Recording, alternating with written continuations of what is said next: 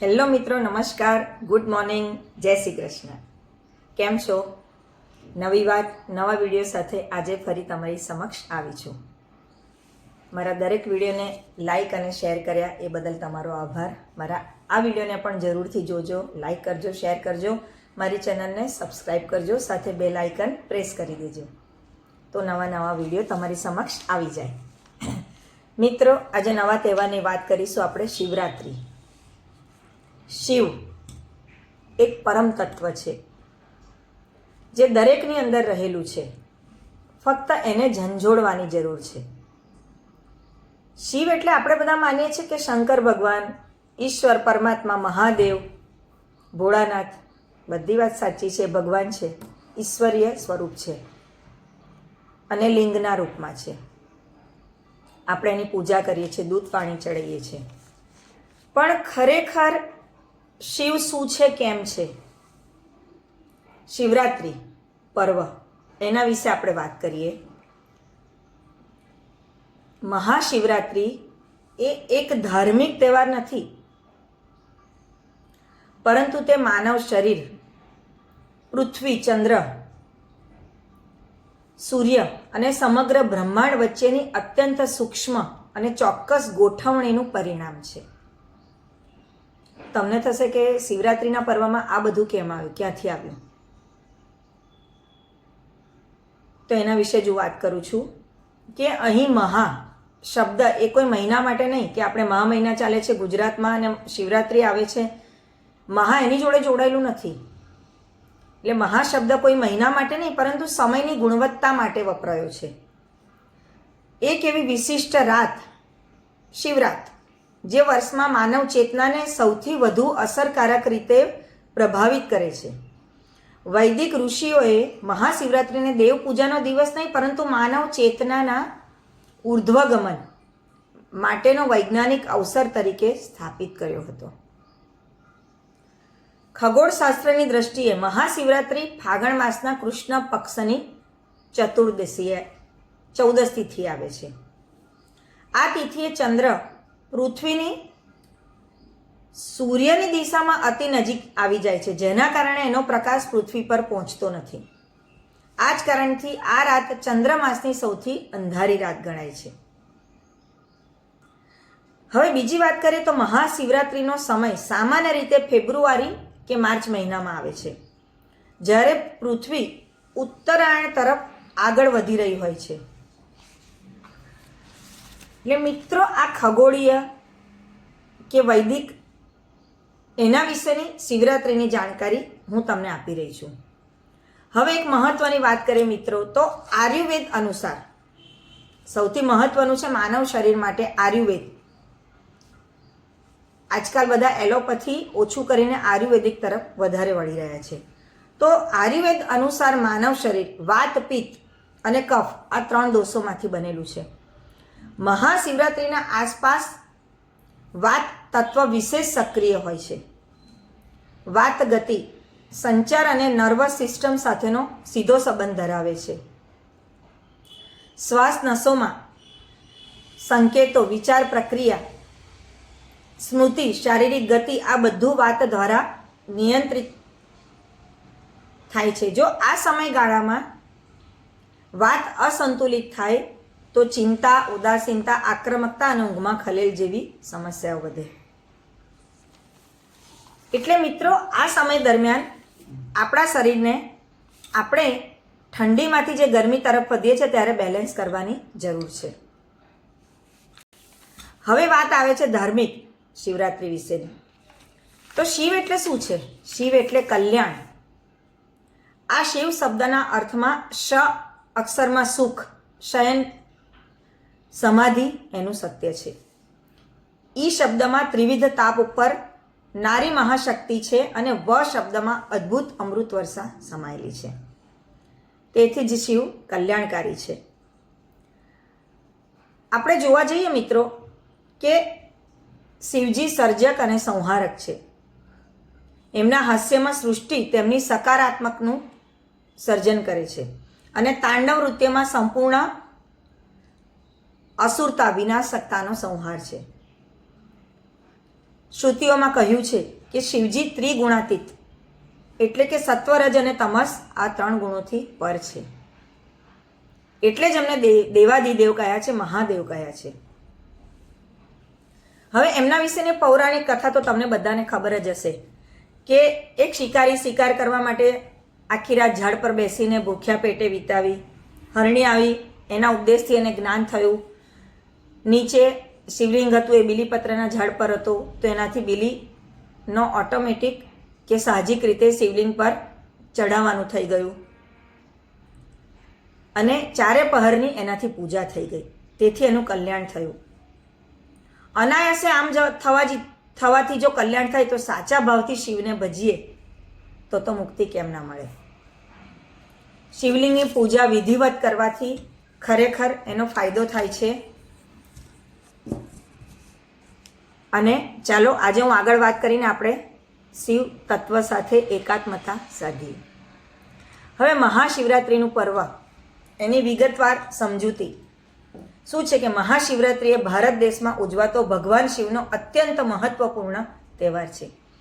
ગુજરાતી ભાષામાં આ તહેવારના ધાર્મિક મહત્વની વિગતવાર સમજૂતી આપણે જોઈએ તો જે પૌરાણિક કથાઓ, ધાર્મિક વિધિઓ અને ગુજરાતની વિશેષ ઉજવણીઓને આવરી લે છે. મહાશિવરાત્રિ સાથે અનેક પૌરાણિક કથાઓ સંકળાયેલી છે જે આ દિવસને અત્યંત પવિત્ર બનાવે.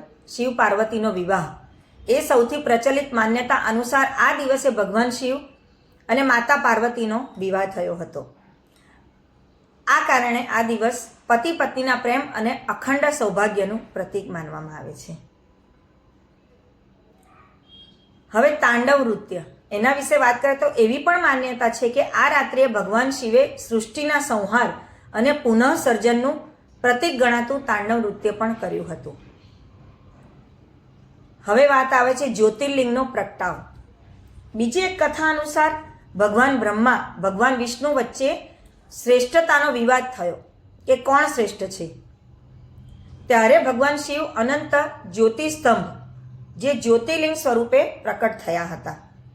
આ ઘટના મહાશિવરાત્રિના દિવસે બની હતી, જે દર્શાવે છે કે ભગવાન શિવનો આદિ નથી કે અંત નથી. ભગવાન શિવ અનંત છે. એટલે આ બધી પૌરાણિક કથાઓની આપણે વાત કરી. શિવરાત્રિનો દિવસ એટલે કે શું? પાર્વતી માએ પૂછ્યું એક દિવસ કે હે પ્રભુ, શિવજીને પૂછ્યું કે તમારા સન્માનમાં કરાતા વિધિ વિધાનોમાંથી કઈ વિધિ તમને સૌથી વધુ પ્રિય છે? ત્યારે ભગવાન શિવે જણાવ્યું કે મહા મહિનાની કૃષ્ણ પક્ષની 14મી તિથિ એટલે કે શિવરાત્રિ એમને સૌથી વધુ પ્રિય છે. એ રાત્રે માત્ર વ્રત અને ભક્તિ જ એમને સૌથી વધુ સંતોષ આપે છે. મહાશિવરાત્રિનું ધાર્મિક મહત્વ, એની વિધિઓ આધ્યાત્મિક ઉર્જા સાથે ગાઢ રીતે સંકળાયેલું છે. રાત્રે જાગરણ કરવું, 4 પ્રહરની પૂજા કરવી. ભગવાન શિવે સ્વયં જણાવ્યું હતું કે શિવરાત્રિના રાત્રિના 4 પ્રહર દરમિયાન અલગ અલગ સ્વરૂપે પૂજા કરવી અત્યંત ફળદાયી છે. પ્રથમ પ્રહરમાં દૂધથી, બીજા પ્રહરમાં દહીંથી, ત્રીજા પ્રહરમાં ઘીથી અને ચોથા પ્રહરમાં મધથી શિવલિંગનો અભિષેક કરવો જોઈએ. હવે વાત આવે છે બિલ્વપત્રની. બીલીપત્ર ભગવાન શિવને ખૂબ પ્રિય, શિવને ફૂલ આભૂષણ કરતાં પણ વધુ પ્રિય બીલીપત્ર છે. આ દિવસે માત્ર એક બીલીપત્ર ચઢાવવું પણ અમૂલ્ય ભેટ સમાન ગણાય છે. ત્રિદલમ ત્રિગુણાકારમ ત્રિનેત્રમ ચ ત્રિઆયુધમ ત્રિજન્મ પાપ સંહારમ એક બિલ્વમ શિવાર્પણમ. વ્રત અને પાપ મુક્તિ. આ દિવસે સાચા મનથી ઉપવાસ રાખવાથી, શિવ પૂજા કરવાથી ભક્તોના પાપનો નાશ થાય છે અને મોક્ષની પ્રાપ્તિ થાય છે, એવી માન્યતા પણ છે. શિવરાત્રિએ દરેક વ્યક્તિ પોતાના મન અને શ્રદ્ધા મુજબ ઉપવાસ રાખે છે. કોઈ ફરાળ કરે છે, કોઈ આખો દિવસ નકોરડો કરે છે, કોઈ રાત્રે ખાય છે. હવે સ્ત્રીઓ માટે શું મહત્વ? પરિણીત સ્ત્રીઓ પતિના લાંબા આયુષ્ય અને અખંડ સૌભાગ્ય માટે વ્રત રાખે, જ્યારે અપરિણીત કન્યાઓ શિવજી જેવા આદર્શ પતિની પ્રાપ્તિ થાય એ માટે પણ વ્રત કરે છે. ઓમ નમઃ શિવાય અને મહામૃત્યુંજય મંત્રનો જાપ આ દિવસે વિશેષ ફળદાયી માનવામાં આવે છે. આમ તો શિવજીના દરેક મંત્ર સ્તોત્ર શિવ માનસ પૂજા કો લિંગાષ્ટકમ કો, શિવાષ્ટકમ કો, શિવ નામાવલ્યષ્ટકમ કો, મહામૃત્યુંજય જપ કો, શિવ મહિમ્ન સ્તોત્ર, રુદ્રાષ્ટકમ, બિલ્વાષ્ટકમ, ઘણા બધા સ્તોત્ર મંત્ર છે શિવજી માટે. તમે કંઈ પણ વાંચી શકો છો, કંઈ પણ કરી શકો છો એમના માટે. હવે ગુજરાતમાં મહાશિવરાત્રિની વિશેષ ઉજવણી અનેક જ્યોતિર્લિંગો અને પ્રાચીન મંદિરો સાથે સંકળાયેલી છે. જેમ કે સોમનાથ મંદિર, ગુજરાતમાં આવેલું સોમનાથ મંદિર 12 જ્યોતિર્લિંગમાંનું પ્રથમ ગણાય છે. સૌરાષ્ટ્રે સોમનાથન ચ. આ મંદિરનું નિર્માણ ચંદ્રદેવે પોતાના શાપમાંથી મુક્તિ મેળવવા માટે કર્યું હતું. મહાશિવરાત્રિના દિવસે સોમનાથ મંદિરમાં 151 કિલોગ્રામ ફૂલોથી ભગવાનનો અનોખો શણગાર કરવામાં આવે છે. હવે ભવનાથ મેળો જૂનાગઢમાં, ભવનાથના મેળે જાઉં છે, બરાબર ને? ગિરનારની તળેટીમાં આવેલા ભવનાથના મહાદેવના મંદિરમાં 5 દિવસીય ભવનાથ મેળાનું આયોજન થાય છે અને એની ખૂબ ધાર્મિક માન્યતા છે. આખા સૌરાષ્ટ્રમાંથી અને અનેક જગ્યાએથી ગુજરાતમાંથી ત્યાં લોકો જમા થાય છે અને મેળાનો આનંદ માણે છે અને શિવજીની પ્રાર્થના કરે છે. એવી માન્યતા છે કે આ દિવસે ભગવાન શિવ પોતે આ મેળામાં પધારે છે. નવનાથ અને 84 સિદ્ધો પણ અદ્રશ્ય સ્વરૂપે આ મેળામાં હાજરી આપે છે, એટલે એનું ખૂબ મહત્વ છે. નાગા બાવા હાથી પર સવાર થઈ આભૂષણોથી સજ્જ થઈ શંખ, તુંગી અને તુરીના નાદ સાથે મહાપૂજામાં ભાગ લે છે. આ પૂજા મહાશિવરાત્રિની મધ્યરાત્રિએ શરૂ થાય છે. શ્રીગી કુંડમાં સ્નાન કરવાનું વિશેષ મહત્વ છે, કારણ કે એવું માનવામાં આવે છે કે શિવ પાર્વતીનું વસ્ત્ર અહીં પડ્યું હતું. હવે નાગેશ્વર જ્યોતિર્લિંગ દ્વારકામાં નાગેશમ દારૂકાવને, જે દારૂકાવનમાં આવેલું છે અને એને નાગના દેવતા સાથે સંબંધ છે. ભગવાન કૃષ્ણ પોતે અહીં રુદ્રાભિષેક કરવા આવે છે શિવરાત્રિના દિવસે, એવું માન્યતા છે. હવે વલસાડનું 36 ફૂટ ઊંચું રુદ્રાક્ષ શિવલિંગ.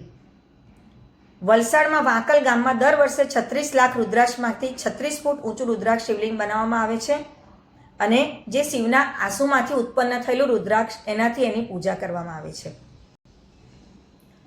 હવે વાત કરીએ મિત્રો, તો મહાશિવરાત્રિ માત્ર તહેવાર નથી, પરંતુ આધ્યાત્મિક ઉર્જા, ભક્તિ અને પ્રભુ સાથે એકરૂપ થવાની રાત્રિ છે.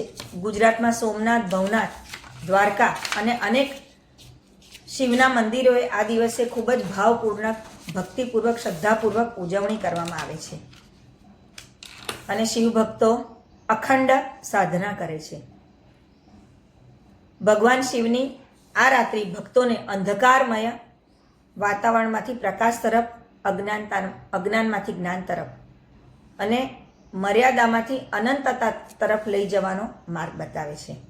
તો મિત્રો, આપણે બધા સાથે મળીને ભગવાન શિવની આરાધના કરીએ, એમનો આશીર્વાદ પામીએ અને મોક્ષનો માર્ગ પામવાની આપણા માટેની એક સુખદ યાત્રા આ શિવરાત્રિએ શરૂ કરીએ. મારા વિડીયોને જોવા બદલ આપનો ખૂબ આભાર. જય શ્રી કૃષ્ણ. ઓમ નમઃ શિવાય. હર ભોલે.